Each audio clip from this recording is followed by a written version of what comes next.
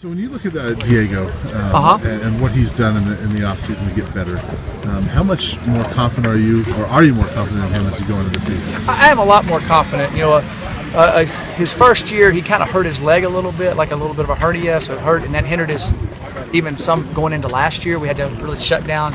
Weren't able to kick as much. So it's just like your golf swing if you're not able to keep it in rhythm. This year he's completely healthy, completely everything, and I feel really good about what he's done. You talked about that he fixed the issue with the left hash. Has he been fairly consistent in practice? Yeah, been really consistent, real consistent. And the ball's just popping off of there quicker too, so that shows his leg is alive and better.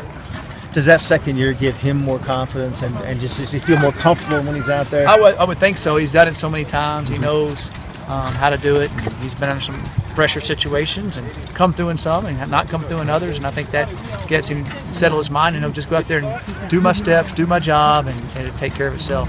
You had a true freshman punter last year. This year, his second year, he finished pretty strong. Do you Yes. expect even more from him this year? Yeah, I do. His drop's more consistent this year, and he's hitting the ball more consistently good all the time. You know, he's got such a strong leg. Even if he doesn't hit it just perfect, he got a pretty good distance. So he's doing well, and I see a lot more. You know, he's not near as nervous, more confident. He's more confident in his hands. Everything. You know, the snaps are faster in college and all that type of thing. So all of those situations he doesn't have to worry about, think about anymore.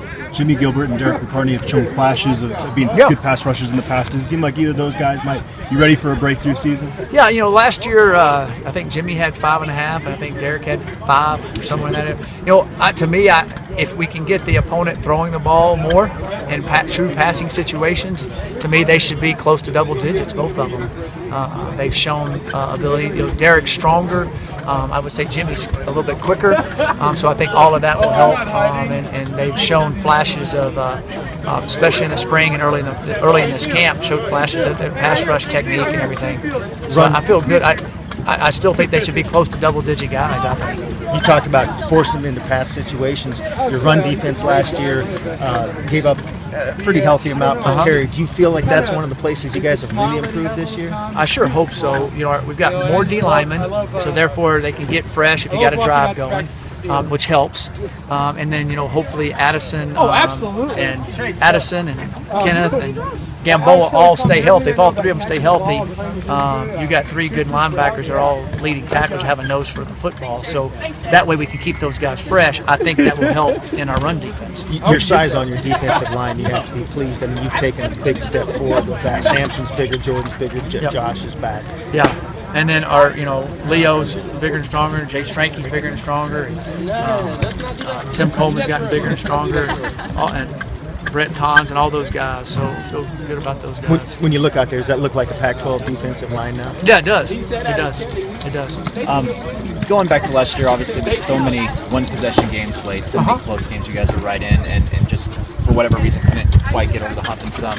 What have you seen in fall camp that would indicate to you this team has what it takes in those specific types of situations to push ahead and end up on the other side?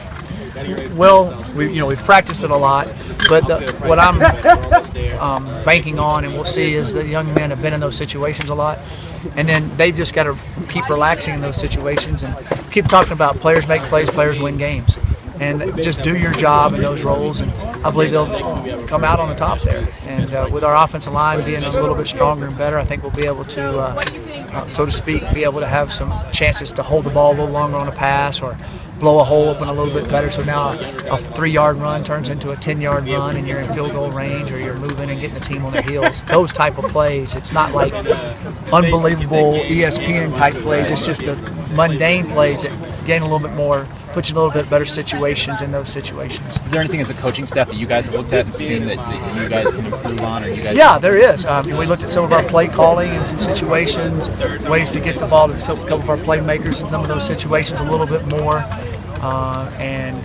And then also, certain things that we would want to do that we might bring out at an end of a game or a critical situation that a team haven't seen, that if we execute it right, it might surprise them. Those type of things. Yeah. Every team does that, but we maybe have executed some of those not as well as we'd like, and we got to just keep working at it. So we put a little more emphasis in that area for sure. And ultimately, how much of that stuff is mental compared to the execution? I think it's hand in hand.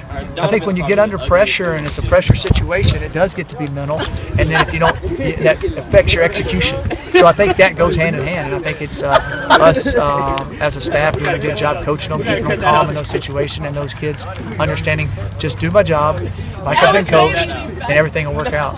So I think it goes hand in hand. You got a couple nights under the lights here in the next couple nights. Yep. Is that just time to get them used to being under the lights? Right, we were going to go under the lights one time last week, and then lightning and storm, I think last Friday, I believe it was. And so we're going to do 2 nights in a row this week, tomorrow night and Friday night, just to get out and catch balls under the lights. A lot of special teams and different things like that underneath the lights.